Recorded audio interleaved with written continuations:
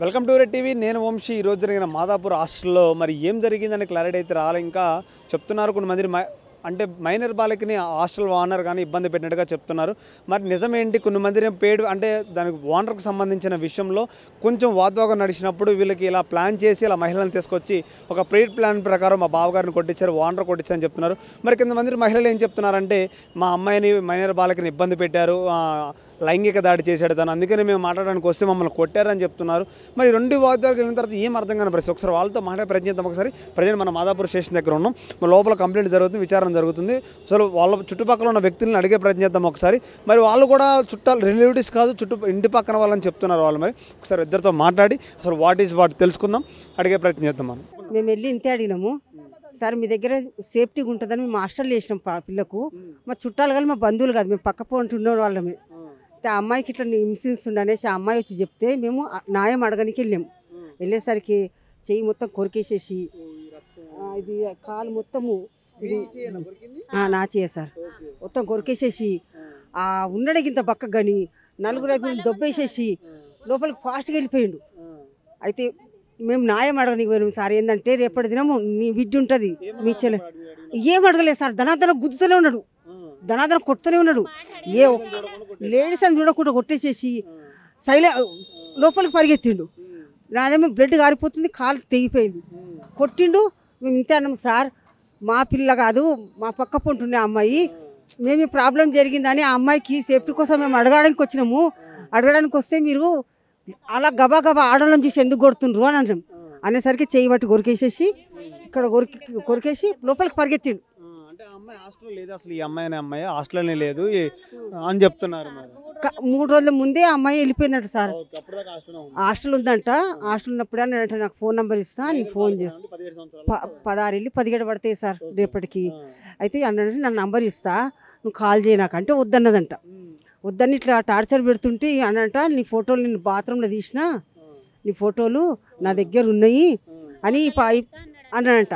అంటే ఈ అమ్మాయి ఏం చేసిందంటే ఆ టార్చర్ ఓపుకోలేక ఈ అమ్మాయి బయటకు వెళ్ళిపోయింది. వెళ్ళిపోయాక వచ్చి ఇంటికాడ చెప్తే మేము అక్కడ బస్సులో ఉండేవాళ్ళం సార్. మేము పొద్దున్న లేసే పనికి వెళ్ళేవాళ్ళం. ఒక ఆడపిల్లకు అన్యాయం జరిగిందని మేము వచ్చినాము. వచ్చినందుకు నువ్వు మాట్లాడే పద్ధతితో మాట్లాడాలి కానీ కొరకడము, కడుపులలో దన్నడము, మాకు ఇట్లా చేస్తే ఇట్లా న్యాయం జరగకుండా మేము ఎట్లా పోతాము?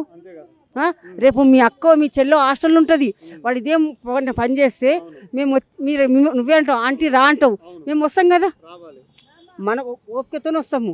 మళ్ళీ నువ్వే అంతా రేసి కొట్టడానికి నువ్వే రివర్స్ అయితే మళ్ళీ మేము వచ్చి ఏం సమాధానం చెప్తాం మీకు? హాస్టల్ ఓనర్ అమ్మా ఆడే ఓనర్ అక్కడ కూర్చున్నాడు సార్ క్యాంపిన్లో. పోయి అడిగాము, ఓనరే మళ్ళీ అతను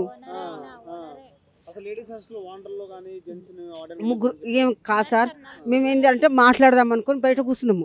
బయట కూర్చుంటే ఏం చేసిరంటే ఇట్లా వచ్చి మాకు చూసుకుంటూ వెళ్ళిండు. ఇక్కడికి వచ్చి ఒక అతను చూసుకుంటూ వెళ్ళిండు. అదే హాస్టల్కి వెళ్ళిండ్రు. అదే హాస్టల్కి వెళ్తే మేము అనుకున్నాము మామూలుగా అడిగేసేసి సార్ ఇట్లా చేయొద్దు, తప్పు, పిల్లకు ఇట్లా మీరు చేస్తే రేపటికి లైఫ్ పాడైపోతుంది మాట్లాడడానికి వెళ్ళాము. వెళ్ళేసరికి స్టూల్ మీదకి లేచేసి పడా కడుపులో గుద్ది చెయ్యి ఎందుకు కొడుతున్నట్లు అన్నం కొత్తే చెయ్యి పట్టి కొరికేసేసి కాలు మొత్తం దిగిపోయి. ఏమన్నారమ్మా పోలీసులు? లోపల ఏమన్నారు? కేసు ఫైల్ చేసినారు? ఏం మాట్లాడారు? ఫైల్ చేశారా? మాట్లాడుతున్నారు సార్. ఇతను ఏమంటాడంటే మీరు ఆడవాళ్ళు ఎందుకు వచ్చిండ్రు అనే ఇతను చాలా మాట్లాడుతున్నాడు సార్. లేడీస్ అనుకుంటా మాట్లాడుతున్నా కానీ రేపటికి నీ పెళ్ళామో నీ అక్కనో నీ చెల్లెనో రేపటి దినము అదే పరిస్థితిలో ఉంటే ఇట్లా నువ్వు అప్పుడు ఏం చేస్తుంటివి చెప్పు?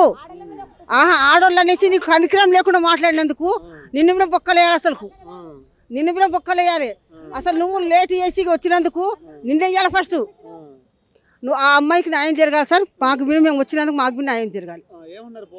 ఇప్పుడు ఏమో కేసు రాస్తున్నారు, మాట్లాడుతుండ్రు. వాళ్ళు మాట్లాడినాక మీరు వినా ఇట్లాంటి హాస్టళ్ళల్లో ఇట్లాంటి అమ్మాయిలను పెట్టొద్దని ప్రచారం చేసేసేయాలి. చేస్తే రేపు అక్క పోతుంది హాస్టల్కు, చెల్లెలు పోతుంది, మనకు సేఫ్టీ లేకపోతే మనం ఎందుకు ఉంచుతాం హాస్టల్లో? అందుకే మీరు న్యాయం చేయాలి. అది అందుకే మేము వచ్చినాము.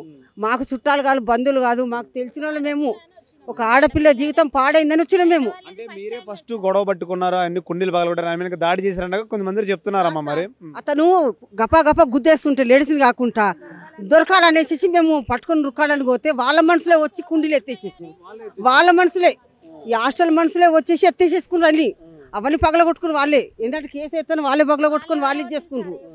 మేమైతే అసలు ఏం చేయలేదు సార్, మేమే దెబ్బలు తిని తన్నులు తిని బయటకు వెళ్ళాం. ఇబ్బంది పెట్టాడు ఇంకా అమ్మాయిని కానీ ఇంకా ఏం చెప్పేది ఇంకా అమ్మాయి?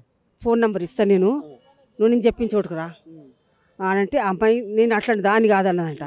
మళ్ళీ అనంట నువ్వు నాతో బండి మీద రా, బండి పైన ఎక్కిరా అంటే నేను రానన్నదంట.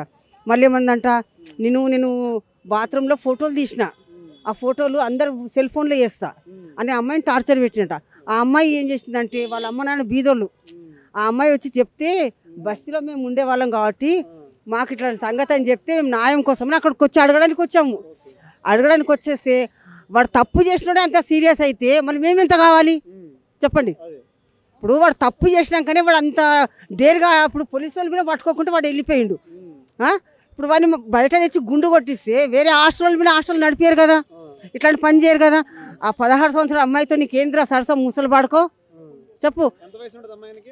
ఆనికి ఉంటుంది 50-60 ఉంటుంది. 16 సంవత్సరాల అమ్మాయితో నీకు బిడ్డతో సంబంధం రా, నీకు అట్లాంటి చేయడం న్యాయమేనా? వాని మట్టుకు ఉరిశిక్ష ఇవ్వాలి. వాని మట్టుకు బయట వెళ్తే ఇట్లా బతకనియరు ఎవరిని ఆడోళ్ళు చంపేస్తారు.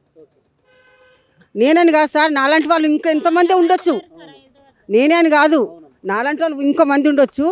ఇలాంటి మనిషి ఇంకో మనిషి ఉండొచ్చు. రేపు నీ అక్క ఉంటుంది, నీ చెల్లి ఉంటుంది, నా బిడ్డ ఉంటుంది, నీ బిడ్డ ఉంటుంది, అందరు ఉంటారు. న్యాయం జరగాలంటే ఇట్లా మనకి చేయాలి. ఎప్పటి నుంచి చేస్తున్నాడు అమ్మడి అరేంజ్మెంట్ ఎలాంటిది అయిందంట సార్, మాకు బిన్ తెలియదు అంతా. పొద్దున డ్యూటీకి వెళ్దామనేసి మేము పొద్దున డ్యూటీకి వెళ్దామనేసరికి ఇలా జరిగితే ఎవరు కూడా గమ్మునుంటారా? ప్రతి ఇంట్లో ఆడపిల్ల ఉంటుంది, న్యాయం చేయాలి కదా. ఇలాంటి లంచ కొడుకులు ఉండబట్టి ఆడపిల్లల జీవితాలు ఖరాబ్ అవుతున్నాయి. ఇలాంటి వాళ్ళకు శిక్ష పడాలండి. కారండి ఇట్లా ఆడపిల్లకి ఇట్లా జరిగిందంటే మేము న్యాయం కోసం వచ్చినాం అంతేనండి. లేదండి ఇట్లా వేరే వాళ్ళు చెప్పారు, ఇట్లా ఆడపిల్లకి ఇట్లా జరిగిందంటే మేము వచ్చినామండి, న్యాయం కోసం వచ్చినాం మేము. అంటే లోపల అమ్మాయి ఇంతమంది హాస్టల్లో లేదు, అమ్మాయి పేరు కూడా లేదు రిజిస్టర్లో అని చెప్తున్నారు కదా. గుంజుతేనంట చాలా టార్చర్ పెట్టిండంట. టార్చర్ పెట్టేసరికి అమ్మాయి ఇంటికి వెళ్ళిపోయిందంట ఈడిపించుకొని. 16 years కంప్లీట్ అయ్యి 17కి పడుతుందంట ఇప్పుడు. అమ్మాయికి మాకు కలవనీయలేదండి, డైరెక్ట్ లోపల తీసుకొని వెళ్ళిపోయారు వాళ్ళు. వాళ్ళ అమ్మ వాళ్ళు ఇక మా ఏడుస్తా కూర్చుంది ఆమె. హాస్టల్లో మీరే దాడి చేశారు ఆ వ్యక్తి మీద మాట్లాడడానికి వచ్చినప్పుడు ఇన్ని మంది ఆడవాళ్ళు పోయి దాడి చేశారని చెప్తున్నారు కదా. మాకు పూలకొండలు కానీ ఆయన కొట్టడం కూడా జరిగిందని చెప్తున్నారు. తర్వాత కానీ అండి ఒక ఆడపిల్ల జీవితం చూడాలి. మనం పూల కుండీలు పోతే పూల కుండీలు పెట్టుకోవచ్చు, మళ్ళా ఆడపిల్ల జీవితం ఖరాబ్ అయితే మళ్ళా క్లియర్ కాదు కదా.